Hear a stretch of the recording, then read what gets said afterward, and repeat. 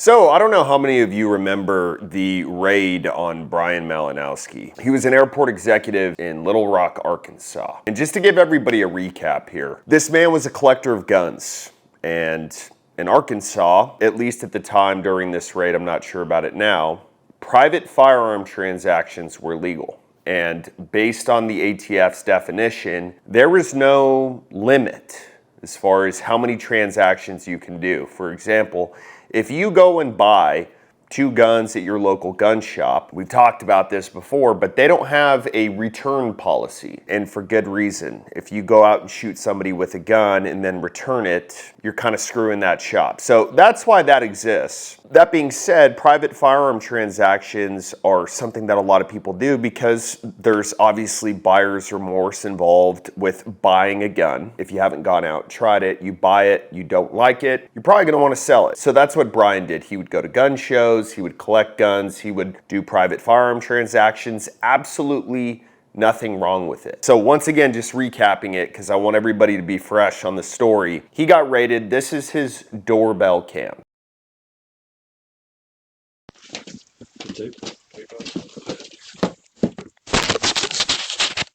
So in my opinion, based on this video, they did not want him to know that it was the ATF. They did not want him to know that it was law enforcement. Why else cover up the camera?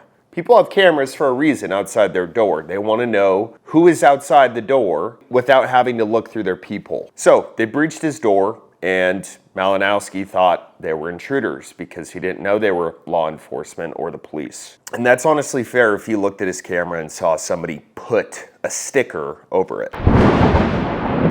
So pretty much right after Kamala announced that she was going to run for president, the stock market crashes. Is anyone here surprised? Talks of recession, more inflation, higher rates. And so a big thank you to American Heart for Gold for sponsoring today's video. Investing in precious metals has historically been a great hedge against inflation. And for me, I don't trust anyone other than American Heart for Gold. I know I'm getting the best price. They have a buyback guarantee. They have a 5-star rating on the Better Business Bureau. And they have experts. So when you call in, tell them that I sent you, and they will give you up to $15,000 worth of free silver on your first order. So call now. It's 844-940-0662, or you can text HEAVY to 65532. And a big thank you again to American Heart for Gold for sponsoring today's video. Now we get to today. Listen to this crap. Thanks for joining us. I'm Rolly Hoyt. And I'm Faith Wooder. The Pulaski County prosecuting attorney releasing his findings in the shooting of Brian Malinowski. We go straight to THV 11 to Ashley Godwin with the latest.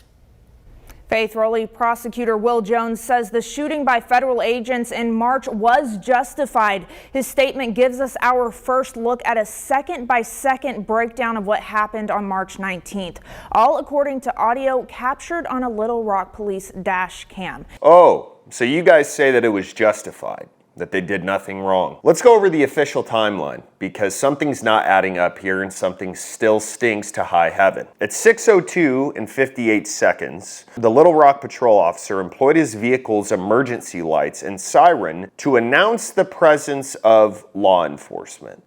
Okay, now there is body cam footage of one of the police officers, and we can see the lights go on now. It was around 6 a.m. on March 19th when a Little Rock police officer turned on his emergency lights and siren to let the neighborhood know of police presence. Then at 6:02:59, ATF agents began a series of knocking and announcing ATF presence. Well, that's interesting because on the doorbell cam, there is no knocking. In fact, there's the opposite of knocking. There's the concealment of them even being there. Also, we don't hear any noise on the body cam. We hear zero noise. We don't hear ATF, open up. We don't hear any of that. Then at 6:03 and 27 seconds, so 28 seconds later, the ATF agents use a ram to breach the door. Okay, so everybody's got experience opening their door when somebody knocks on their door. Nowadays, I am very cautious. I think everybody should be because you just don't know. How long do you think it takes for the average person to open the door? I can tell you how long it takes me if I even decide to open the door. The first thing that I'm gonna do is I'm gonna look at my cameras to see who it is. Now, if this is the situation that I'm in and I see that my camera is blocked, the second thing I'm doing is I'm going to get a gun. Normal people don't walk up to your door and put a sticker over your doorbell. They don't do that. Probably the next thing I'm doing is I'm probably yelling, "Who the fuck is it? Why did you cover my doorbell?" So, all of that's way longer than 30 seconds. So I'm not really sure what their timeline looks like. Also, this is at 6 in the morning. Most people are still sleeping at that point. So if he's having to come down the stairs, turn on lights, try to figure out who's at his door, it's gonna take a lot longer than 28 seconds. So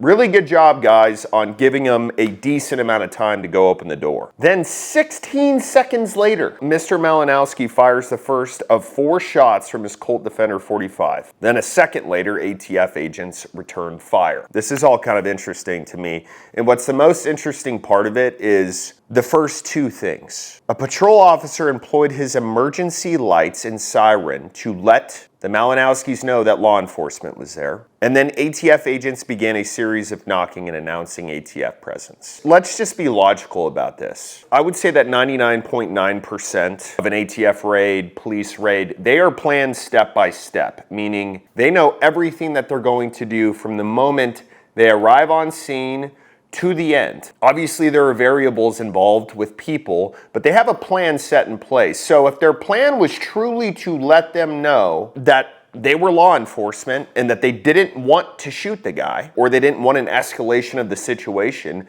then why cover up his Ring doorbell? See, all of this stuff that you're putting in here, emergency lights and siren to announce the presence, ATF agents began a series of knocking, all of that is wiped away as soon as you put the sticker on his Ring doorbell, because you're concealing your presence at that point.